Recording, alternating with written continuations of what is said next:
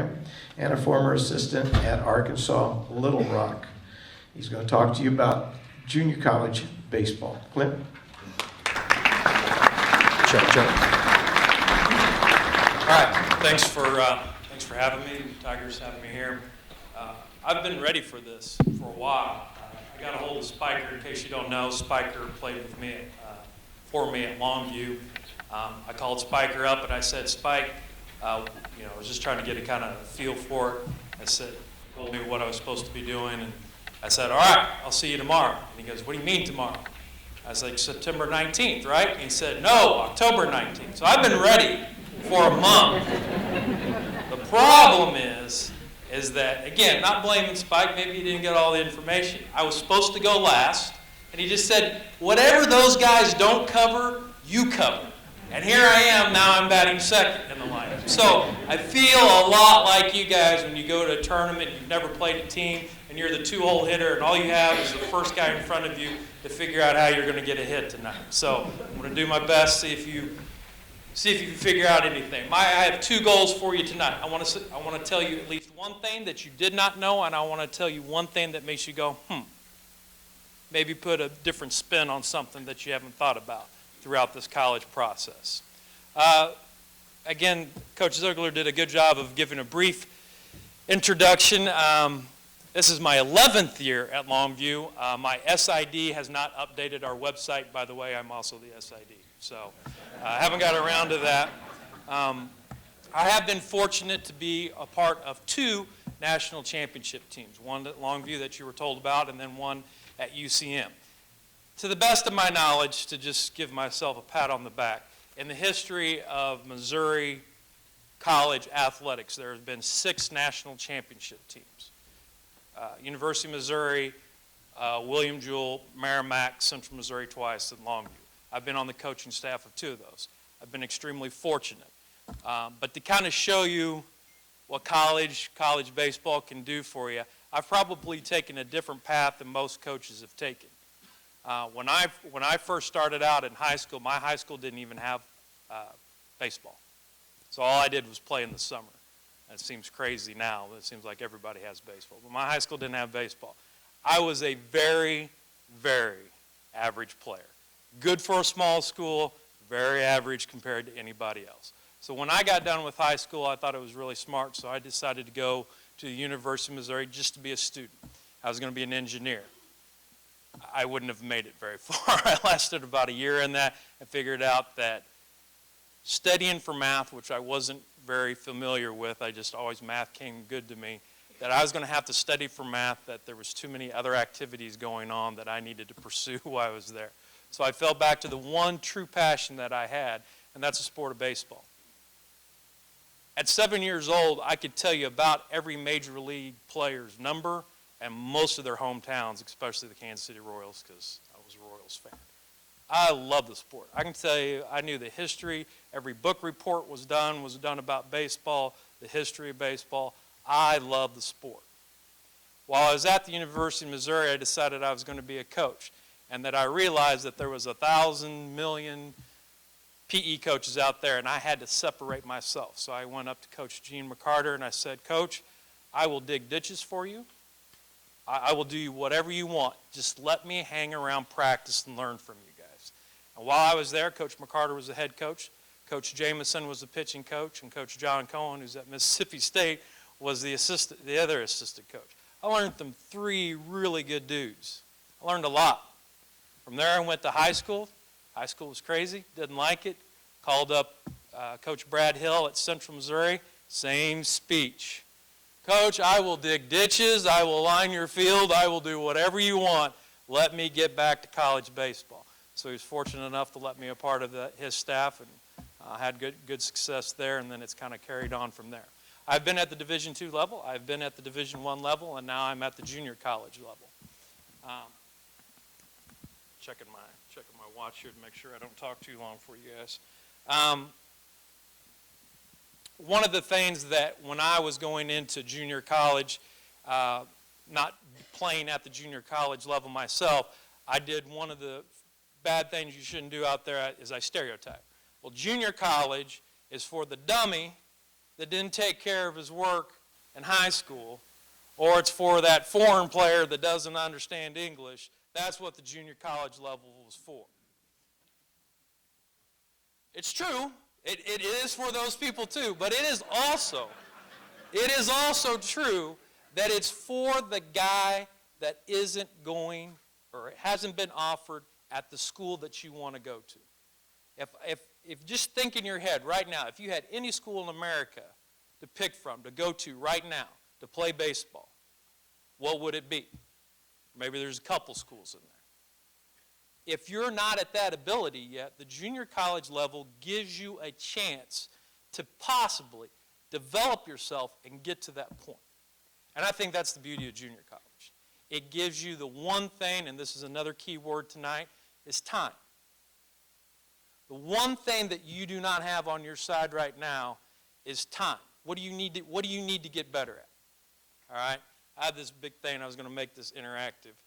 There's a glare, so it's going to be hard for me to see this. Right now, I want you to think right now, what is your best position? If you had to walk out on a baseball diamond right now and perform at your optimal level, what would that position be? I want you to think about it right now. Okay? How many of you players in this room right now is shortstop your best position? Raise your hand. Okay, a couple back there. How many third base? Raise your hand. Don't be shy. I'm not going to call you out. Just showing you, making a point here. Okay? First base. A few more. Left field. Center field. Right field. Catcher. Good. Pitcher. Very good. Second base. Don't lie to me. I know you're out there. What I was hoping for with this little experiment is to show you this. Generally, when I'm getting a lot of recruiting information, if I see second base listed, if I see left field listed, I get flooded with emails. Those guys I push. Unless I know them, unless I've seen them, I don't care. Because to be honest with you, second baseman, left fielders, right fielders, you're a dime a dozen. That's the cold hard truth. I could hold a workout next week and find a guy that's 5'8", 5'9", right-handed hitter, 7 flat to 7'2", 260 guy, right-handed hitter. He's a hard worker. He's a gritty type player, coach. I could find that guy any day of the week. Those guys are easy. Left fielders, easy. You shortstops now, you are special players. You guys, it's harder to find. A real shortstop, coaches, am I lying? Real shortstops, how easy are they to find? Extremely difficult. Catchers, tools of ignorance. How many good catchers are out there? How hard are those guys to find? You need one now. Yeah, I feel your pain. Yeah, they're hard. And then, obviously, every one of us is going to say, well, we can always use good pitching. So my thing is, if you're not one of those key positions, those catchers, those pitchers, those shortstops, those center fielders, real center fielders that can go get it, if your best positions are elsewhere in the diamond, there are higher expectations for you. If you're going to play third base, we realize you're not a shortstop, but you better be able to hit. If you're going to play that position, first base, you better really be able to hit. And if you play left field, right field, either run like the wind, be a leadoff hitter, or hit the ball out of the ballpark. I'm no different than anybody else here. We're all looking for the same player. I may not get that player. Coach Gutton's probably going to get that guy. And then after that is going to go down the line. I may be the last guy to get to pick from the pot. But I'm telling you, I'm still looking for the same dude. I just may not get that dude.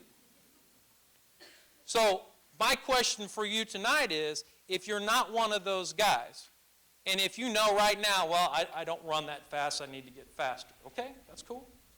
Well, my arm strength's not good enough to play shortstop right now. That's why I said second base. All right. What are you doing about it? What are you doing about it right now? When you get done with school, what do? You go, well, I got practices, I come in, and I hit, and we got this time. That's good. I'm not saying that. What else are you doing? Because whatever you're doing right now, is it enough to get you at one of these schools or schools above you? There are a lot of baseball players out there. And the way this day and age with technology and things, I mean, we got guys out of state. We get ball players, again, bottom of the barrel, look anywhere we can find guys. Trust me. But we look everywhere. The power of video is a cool thing. There's a lot of guys out there. So what are you doing differently than anybody else?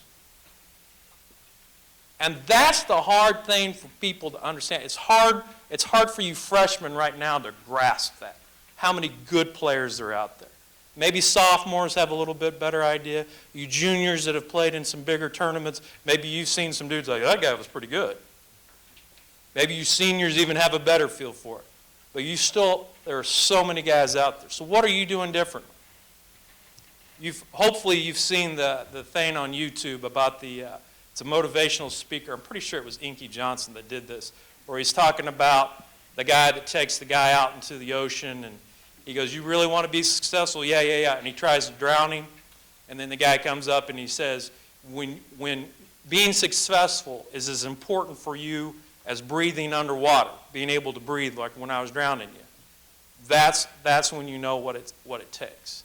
It's a power. I'm butchering the hell out of it. Trust me. It's a really good video. I mean, after you get done, you're like, yeah, let's go do it. And you hear things, and you're going to hear a lot of good speakers tonight, and they're going to tell you, and you're all going to go, well, that's a really good idea. I should do that. When are you going to start? When are you going to start this process? Well, I could 2 weeks from now. Time. It's on your side, and it's working against you. You freshmen, you have 4 years to get after it, to get on a weight program. If you don't throw hard, find a way. My God, there's more information out there about baseball now than there's ever been. Some of it wrong, but there's a lot of information out there. You have quality coaches within your organization that can help you. But the one thing those coaches can't do is force you to work hard. That comes from within. If you really want to play college baseball, if that's really a goal, if that's your goal, then you need to get after it. Sophomores, a little less time. Juniors, a little less time. And you seniors, clock, tick-tock, tick-tock. It's kind of like getting that assignment at the end of the semester. You know, at the beginning of the semester, you say, hey, at the end of the semester, there's a 12-page paper. It's due by the end of the semester. First month, you're like, shoot, I got 4 more months. Next month ticks around, I got 3 more months. And the next thing you know, you got a week before, and you're staying up all night long trying to get that paper done because you've waited that long. That's what's working against you. You have to be ready to get after it and come up with a plan and ready to go. But it has to be your plan. It can't be mom's plan. It can't be dad's plan. It has to be your motivation. So what I'm here to tell you tonight is this.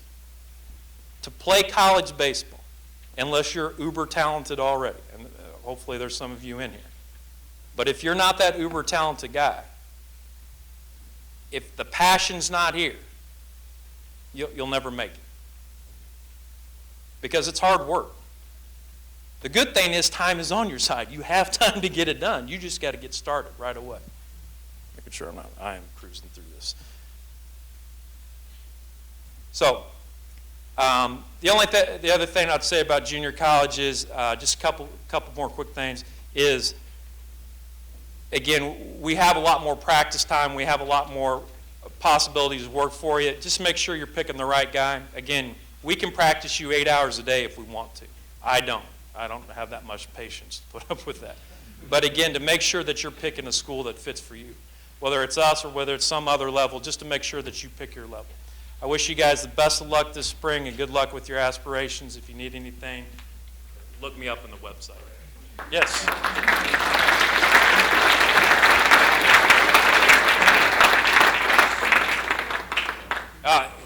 See, that's why. I'm worried about time. I don't want to be that guy that wastes your whole night. This is a question that comes often up in our recruitment is, where do you send your guys? What Division I do you send them to? I don't have a guy. Coach Gutton, do you have one program that no matter what the coach says, you're going to take that player? We're friends with everyone. Exactly. By the way, Coach Gutton, one of the best human beings I know, and I'm not making that up. That's a fact.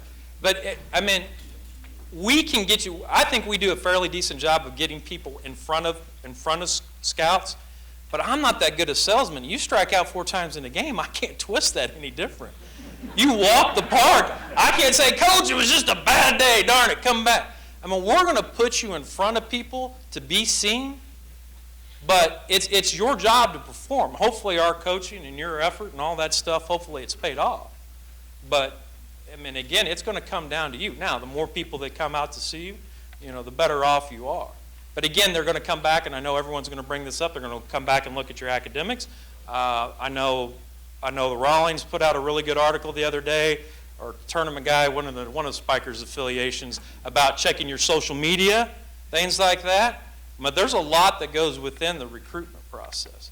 So make sure you keep all of that in the mind through it. Thanks.